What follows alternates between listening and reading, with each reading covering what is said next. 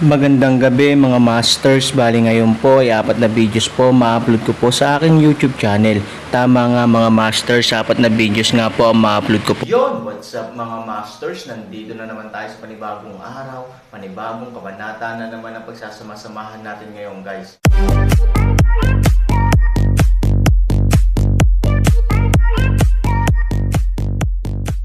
Bali mga masters, kung bago ka pa lang po sa aking YouTube channel, please click the subscribe button, lalong-lalo na po yung notification bell guys, para maging connected pa rin tayo sa isa't isa at maging updated kayo sa mga susunod ko pang video. Bali mga masters, bago natin umpisahan ng kwento ay mag-shoutout po muna tayo para sa mga solid nating tagapakinig. Yun na nga mga masters, no? Bali hindi na ito patagalin. In 3, 2, 1, let's go! Shoutout kay Rompino JR at shoutout kay Norlisa Sugay. Mga master, magbabalik tayo sa pag-upload ng 4 na videos everyday simula ngayon araw. Salamat sa solid na pagsuporta mga master. Kabanata 3271 hanggang 3275. Sa harap ng kanyang mga pagdududa, malamig na ngumiti si Moyang. Tanging mga hanggal na tao ang nag-iisip na ang pagpatay kay Aaron ay makakalutas sa problemang ito. Ngunit alam ni Moyang na kapag napatay niya si Aaron, malamang na magdadala ito sa kanya ng hindi maisip na malaking problema, at ang ganitong uri ng problema ay hindi lamang mawawala ang kanyang pagkakakilanlan sa Cloud City, kundi pati na rin ang kanyang buhay. Ang Cloud City ay isang napakaliit na lungsod lamang. Para sa mga malalaking lungsod, ang nangingibabaw dito ay wala sa lahat. Ang unang tao sa Yuncheng Road, marahil sa mata ng mga taong iyon, ay isang biro lamang. Si Moyang ay walang ideya ng pagpapalawak dahil sa kanyang pagkakakilanlan. Sa kabaligtaran, alam na alam niya ang isang bagay, iyon ay, kung mayroon siyang foothold sa Cloud City, maaari lamang siyang maging mayabang sa Cloud City. Kapag umalis na siya sa hangganan ng Cloud City, wala na siya sa mundo ni Moyang, ni hindi na niya matatawag ang hangin at ulan. Ang Aaron ay hindi mula sa Yuncheng, na siyang dahilan kung bakit ayaw ni Moyang na gumawa ng masama sa Aaron. Alam mo ang isang umutot. Alam mo ba kung ano ang halaga para sa paglinang ng isang malakas na lalaki sa gayong murang edad? Sa tingin mo kaya ito ng isang ordinaryong pamilya? Malamig na boses ni Moyang. Naguguluhan pa rin ang mga nasasakupan niya at sinabing, "Boss, kahit may family background siya, we have checked. He is not from Yuncheng at all. What's to be afraid of? Sa tingin mo ba hindi kayang talunin ng dragon ang ahas?" Sabi ni Moyang. Tinanguan niya ang kanyang ulo sa natural na paraan. Ang matandang kasabihang ito ay hindi katuwaan. Kahit gaano kalakas ang dragon, out of town ito. Paano maihahambing ang kapangyarihan nito sa isang lokal na ahas? Hindi ba boss? Tanong nung lalaki. Ito ay isang umot-o, ngunit maaari lamang itong ipakita na siya ay hindi isang malakas na dragon, ngunit ang background ng Aaron ay tiyak na mas mahusay kaysa sa kung ano ang aming naisip. Sabi ni Moyang. Hindi pa rin maintindihan ng mga nasasakupan ko ang ideya ni Moyang. Malakas ba talaga ang dragon? Malalaman ko kung susubukan ko. Kung wala man lang akong lakas ng loob, paano ako makakarating sa daan? Ang isa pang punto ay napakahalaga. Natatakot ako na ang lahat ng mga tao sa underground ring ay hindi niya kalaban. Sa kasong ito, paano natin siya haharapin? Nagpatuloy si Moyang. Boss, paano ito magiging posible? Siya ay isang maliit na bata, at maaari niyang hamanin tayong lahat sa underground ring. Hans Desdain sabi. Bago iyon, ganoon din ang iniisip ni Moyang bago niya nakita ang mga kasanayan ni Aaron, at hindi niya akalain na may isang bata na may kukumpara sa mga boksingero na iyon. Ngunit pagkatapos makita ang lakas ni Han 3,000, kinailangan ni Moyang na hulaan, dahil talagang kamangha-mangha ang performance ni Aaron noong araw na iyon. Ang mga boksingero na iyon ay hindi man lang nakahanap ng pagkakataong lumaban sa harap ng Aaron, na sapat na upang ipakita na ang lakas ng Aaron ay mas malakas kaysa sa kanila. Nakalimutan mo na ba ang pakikitungo niya sa ating mga tao? Nagpaalala ng paraan si Moyang. Hindi niya nakalimutan ang nakita ng sarili niyang mga mata noong araw na iyon, ngunit sa kanyang palagay, hanggat mas marami ang tao, Aaron ang bumagsak. Sobrang lakas talaga niya, unexpected, pero lahat kami sa ring, hindi siya dapat kalaban. Sabi nung lalaki. Dapat ba? Tumawa at nagbiro si Moyang, Paano mo masasabing wala kang tiwala? Ipinapakita nito na natatakot ka sa kanya sa iyong puso. Dahil dito, medyo napahiya ang kanyang mga nasasakupan.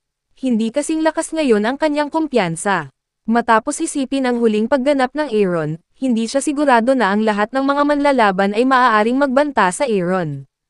Pagkatapos ng lahat, ang huling laban, ilang mga mandirigma ang natalo ng husto. Pagdating ng sasakyan sa high-end residential area ni Chen, hinarang pa rin ito ng security guard. Gayunpaman, nang bumaba ang bintana at nakita ng security guard si Moyang na nakaupo sa loob, sa sobrang takot niya ay mabilis niyang binuksan ang gate at paulit-ulit na humingi ng paumanhin kay Moyang. Ito ang hindi matatalo na posisyon ni Moyang sa Yuncheng. Ngunit sinong mag-aakala na ang mga taong nasa ganitong posisyon ay matatakot sa isang bata? Ang pamilya ni Chen Bishan. Matapos makapasok sa komunidad ang sasakyan ni Moyang, natanggap ni Chen Bishan ang balita, na nagpaginhawa sa kanya nang hindi niya namamalayan. Nasa baba si Moyang, maliit na bagay. Gusto mo bang malaman kung ano ang mangyayari sa iyo? Kampanteng sinabi ni Chen Bishan kay Aaron. Alam mo ba kung paano lutasin ang isang problema magpakailanman? Tanong ni Aaron kay Chen Bishan. Mahina ang ngiti ni Chen Bishan, ang mga patay lamang ang hindi magdadala ng anumang gulo, kaya ang pinakamahusay na paraan upang malutas ang problema ay hayaan ang kanyang kalaban na makita ang hari ng impyerno. Maliit na bagay, ginagamit pa ba kita para turuan ako? Pagkatapos mong makita si Yama, malalaman mo kung gaano karaming tao ang namatay sa aking mga kamay. Ngumisi si Chen Bishan. Tumayo si Han Sanchen mula sa sofa, nagunat ng isang kahabaan, at nagsabi, huwag mong sabihing Cloud City, kahit sa mundong ito, wala ring mahanap na kalaban ko, ikaw. Hindi karapat-dapat. Sa harap ng labis na pagmamataas na ito, si Chen Bishan ay naging tamad na makipagtalo sa Aaron. Ang kayabangan ng taong ito ay umabot sa punto ng kawalan ng batas, ngunit alam na alam ni Chen Bishan na malapit na niyang matikman ang mga kahihinatnan ng pagmamataas. Ang kakilakilabot sa edukasyon ng pamilya ay hindi mo maipaunawa sa iyong mga anak ang kanilang katayuan. Ang pinakamalaking pagkakamali ng iyong mga magulang sa kanilang buhay ay ang pagpapalaki ng isang mayabang at ignorante na bagay tulad mo, mahinang sabi ni Chen Bishan. Kayabangan at kamangmangan. Ang apat na salitang ito ay maaaring gamitin upang ilarawan ang sinumang tao sa mundo, ngunit ang Aaron ay tiyak na exception. Tumunog ang doorbell. Nang inig si Chen Bishan, alam niyang si Moyang iyon. Bilisan mong tumakbo pa uwi, buksan mo si Moyang, big mo. Magalang na tawag ni Chen Bishan. Hindi man lang tumingin si Moyang kay Chen Bishan, kaya dumiretso siya sa kanyang bahay. Nang matagpuan niya ang Aaron, dumating si Moyang sa Aaron. Para kay Moyang ang ganoong hakbang, si Chen Bishan ay labis na naguguluhan, napipilitin ba siya para sa oras, kaya gusto niyang mabilis na harapin ang bagay na ito upang umalis. Boss mo, ito ay walang pinag-aralan na naglalakas loob na manggulo sa pamilya ko Chen, sabi ni Chen Bishan kay Moyang. Sumilay ang ngiti sa matigas na mukha ni Moyang at sinabi kay Aaron, Aaron, hindi ko inaasahan na sa ganitong paraan tayo magkikita. It's really unexpected. Ikaw ang payong ni Chen Bishan. Bagay na hindi ko naisip. Dahil din sa'yo kaya naglakas loob ang pamilya Chen na maging mayabang, sabi ni Aaron. Nagulat si Moyang. Ito ang pangalawang beses na hinarap niya ang Aaron. Ngunit sa pagkakataong ito, mas nadiin siya ng Aaron. Hindi rin alam ni Moyang kung bakit. Aaron ang ganoong bata, sa hindi inaasahang pagkakataon ay maaaring magdulot ng ganoong pressure sa kanya. Pero napakalinaw niya, with this momentum, hindi kayang gawin ng mga ordinaryong tao. Habang nagulat si Moyang, nagsimulang lamambat ang mga binti ni Chen Bishan. Sa simpleng pag-uusap nila, alam niyang magkakilala sina Han 3,000 at Moyang, at marami silang kinalaman sa isa't isa.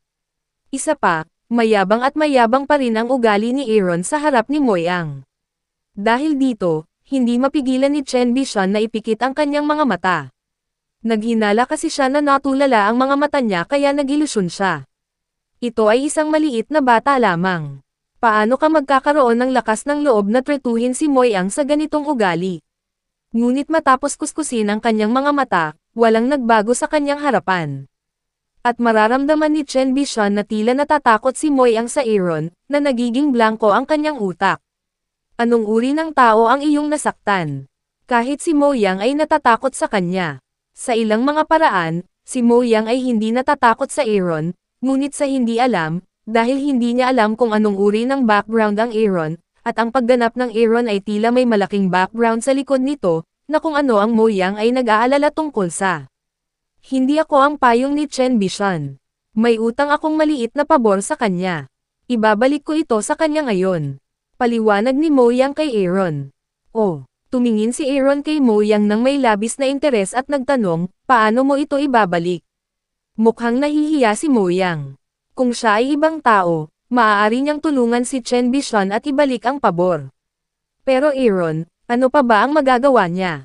Hinding-hindi siya makakasama sa Aaron dahil kay Chen Bishan. Nang hindi nalalaman ang pagkakakilanlan at background ni Aaron, kapag naging kalaban niya si Aaron, makukuha niya ang mga agarang kahihinatnan na hindi maisip ni Mo Yang.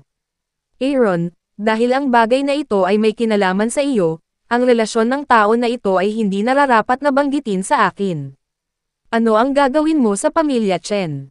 Tanong ni Mo Yang. Nang lumabas sa bibig ni Mo Yang ang pangungusap na ito tungkol sa kung paano haharapin ang pamilya Chen, sa wakas ay naunawaan ni Chen Bishan kung anong klaseng sitwasyon ang kinaroroonan niya. Hanggat 3,000 sihan isang salita, tiyak na tutulungan siya ni Mo Yang na harapin ang pamilya Chen. At Chen pamilya sa harap ng Mo Yang, isang daliri ay madaling gawin, ito ay hindi biro. Little brother, ang bagay na ito ay nangyari dahil kay Chen Fei. Bibigyan kita ng account. Alam ni Chen Bishan ang katotohanan ng pag-abandona sa sasakyan upang protektahan ang commander. Bagamat mahal niya si Chen Fei, ngayon ay hindi niya mapoprotektahan ang kanyang sarili. Anong kwalifikasyon ang mayroon siya para protektahan si Chen Fei? Kung mawawala sa iyo ang katatagan ni Chen Fei, hindi tutulak si Chen Bishan na itulak si Chen Fei sa bunganga. Aaron ng isang ngiti, tumingin sa Chen Bishan sinabi, isang maliit na bagay, paano ngayon nagbago? Pinagpapawisan ang noo ni Chen Bishan. Hindi niya alam na napakalakas ng Aaron ngayon, natural, medyo disdain ang tono niya. Siya rin ay walang galang sa Aaron. Ngayon, alam ang relasyon sa pagitan ni Aaron at Mo Yang, gaano kalakas ang loob niyang tawagin si Aaron na nakababatang kapatid. I have eyes and don't know Taishan. Please give me a chance to compensate. I will make you satisfied, sabi ni Chen Bishan. Tiningnan ni Aaron sina Mo Yang at Chen Bishan. Si Chen Fei ay anak ni Chen Bishan. Kahit na handa siyang itulak palabas si Chen Fei sa oras na ito, ang bagay na ito ay palaging tatak sa puso ni Chen Bishan. Hanggat may pagkakataon, bibigyan pa rin niya ng problema ang Aaron. Sinabi noon ng Aaron na ang pinakamadaling paraan upang malutas ang problema ay ganap na malutas ang pinagmulan ng problema. Ayaw ni Han Sanchen na magdulot ng gulo ang pulgas na ito na parang maliit na karakter. Total, this time, tinamaan lang nila si Bruce Lee. Paano kung sa susunod na itakda nila ang kanilang target kay Chi Yian o kahit kay Su Yingxia? Mo Yang, ano sa tingin mo ang dapat kong gawin sa pamilya Chen? Tanong ni Aaron kay Mo Yang. Kung ang pagpipiliang ito ay nahuhulog kay Mo Yang, hindi may iwasang mahihirapan siyang pumili. Ngunit hindi nagtagal ay naisip ito ni Mo Yang, isang pamilya lang ni Chen, paano niya maihahambing sa kanyang sarili. At may isang matandang kasabihan na kung hindi mo ito gagawin para sa iyong sarili, sisirain ng langit ang lupa. Sa harap ng malalaking paghihirap, mas mahalagang panatilihing una ang iyong sarili.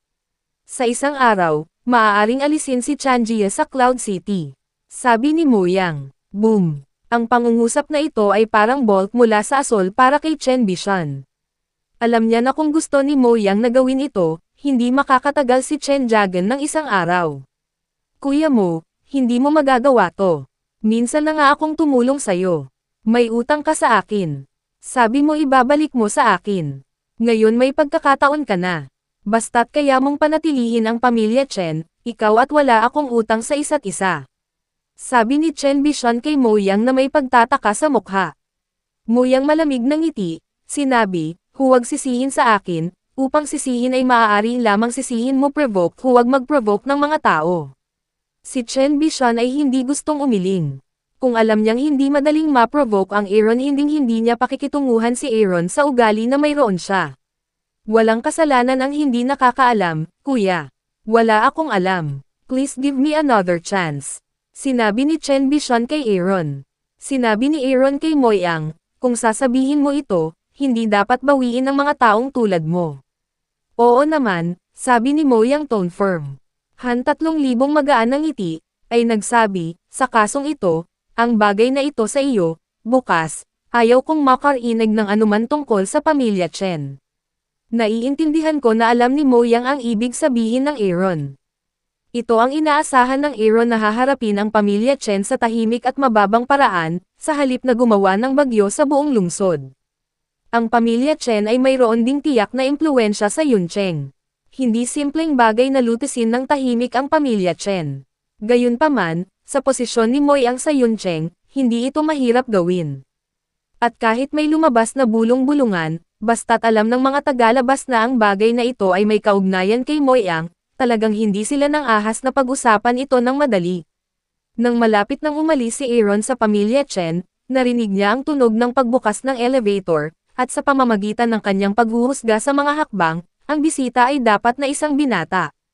Ang mga kabataang makakabalik sa tahanan ni Chen ay malamang na si Chen Fei, na bahagyang nakataas ang bibig ni Aaron.